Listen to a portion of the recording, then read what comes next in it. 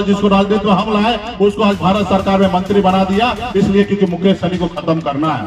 इस संसार में बहुत चालाक लोग हैं, आपके आने वाला पीढ़ी को आज भी आपको गुलाम बनाना चाहता है साथियों। तो इसलिए गुलामी की जंजीरों को तोड़ना है तो सबसे पहले अपने बच्चों को पढ़ाइए लिखाइए, काबिल बनाइए।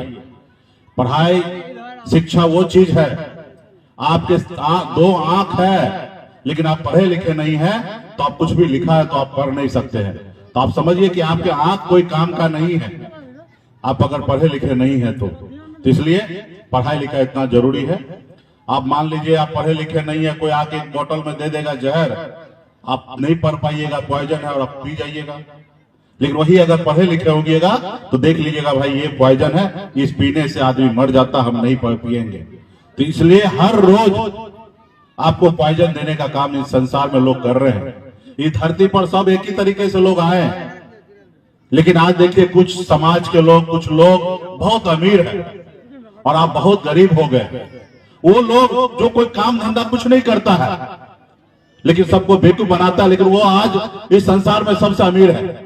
और आप दिन रात मछली मारते हैं, खेत में काम करते हैं, मजदूरी करते हैं, लेकिन आप गरीब हैं क्योंकि आप पढ़े लिखे नहीं हैं। आपका 1 लाख रुपया 1000 में बदल देता है, आपका 1 लाख रुपया को 1000 में बदल देता है और उसका 1000 रुपया को एक सुन्ना लगा देने से उसका 1 लाख हो जाता है। और इसी तरीके से आपके पूर्वज को तबाह किया गया, खत्म किया गया। आपका जमीन अपने नाम करा लिया और उसे 2 पीढ़ी के बाद खड़ा हो जाता कि ये जमीन हमारे बाप दादा का है।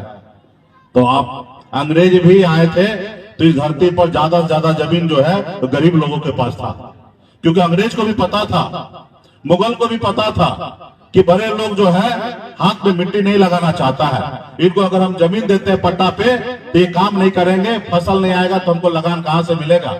तो उस समय में भी अंग्रेज हो या मुगल हो, ज्यादा से ज्यादा जमीन जो है वो गरीब लोगों को दिया था ताकि ये खेत के चीना को चीरकर फसल उग जाएंगे और हमको लगान देंगे। जब अंग्रेज गया तो जमीन कहां गया, वो हमारे नाम से नहीं रहा, वो दूसरे के नाम पे हो गया। तो इसलिए साथियों आने वाले समय में हम लोग बड़ी लड़ाई लड़ रहे हैं। हम लोग आदरणीय लालू प्रसाद यादव जी के विचारधारा को मानने वाले लोग हैं, हम लोग संघर्ष कर रहे हैं। आप कल्पना कीजिए कि बाबा साहब भीमराव अंबेडकर अगर हमारे दलित भाई के लिए अगर आरक्षण का व्यवस्था नहीं करता संविधान में तो आज इस संसार में हमारे दलित भाई का क्या हाल होता। आज हमारे पूर्वज लड़ाई नहीं लड़ते, बीपी मंडल जी के साथ मिलकर लड़ाई नहीं लड़ते, लालू जी हो या पासवान जी हो, तमाम हमारे पूर्वज, तो ओबीसी का आरक्षण नहीं होता। और जब आरक्षण नहीं होता तो आज मुखिया आपको गांव में ढूंढते डिबिया लेके तो आपका पिछड़ा का बेटा आपको मुखिया नजर नहीं आता। कर्पूरी ठाकुर जी का अगर अति पिछड़ा के लिए आरक्षण नहीं करते तो आज एक भी निषाद वो मुखिया कहीं पे कोई पंचायत में नहीं बनता। आज आपके पूर्वज ने संघर्ष किया जिसके दम पर आज सीना उठा के आप चल रहे हैं। अगर लालू प्रसाद यादव जी लड़ाई नहीं लड़ते 90 के समय में तो एक निषाद मल्ला का बेटा भी सीना तान के आगे नहीं आपके सामने में खड़ा होता। आपके बाप दादा को चप्पल पहन के अपने से आगे से गुजरने के लिए नहीं दिया जाता था। आपके पूर्वज के हाथ से पानी लोग नहीं पीते थे।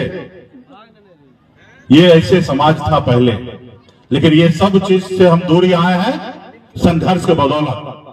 और जब आप संघर्ष आज अभी भी बाकी है, अभी भी 100% में हम लोग 75% कामयाब हुए हैं, 25% और भी बाकी है।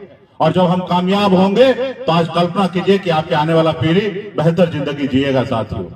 आज मैं आजादी के 77 साल बाद इतनी बड़ी आबादी बिहार में निषाद का रहने के बाद कभी किसी ने लड़ाई लड़ा नहीं। आज बंगाल में निषाद को आरक्षण मिल रहा है, दिल्ली में आरक्षण मिल रहा है एससी का, लेकिन हमको बिहार में नहीं मिल रहा। अगर आज आरक्षण की लड़ाई हमारे पूर्वज लड़ लिए होते तो आज निषाद का बेटा बिहार में कलेक्टर होता। आज 1.5-2 करोड़ की आबादी है बिहार में, एक भी निषाद का बेटा कलेक्टर नहीं है।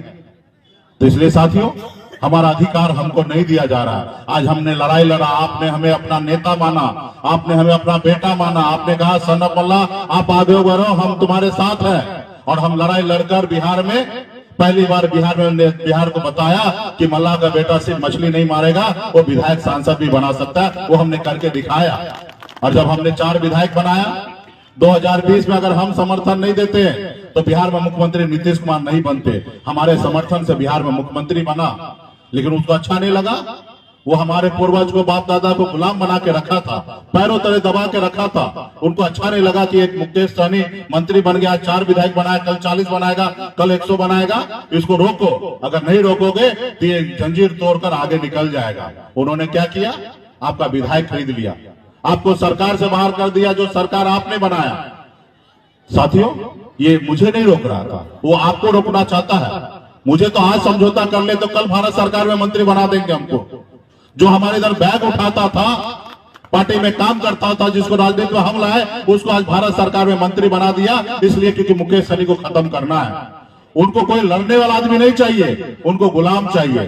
जिनको 2020 में हमने हरीश सहनी को टिकट दिया, आज उसको बिहार सरकार में मंत्री बना दिया। क्यों?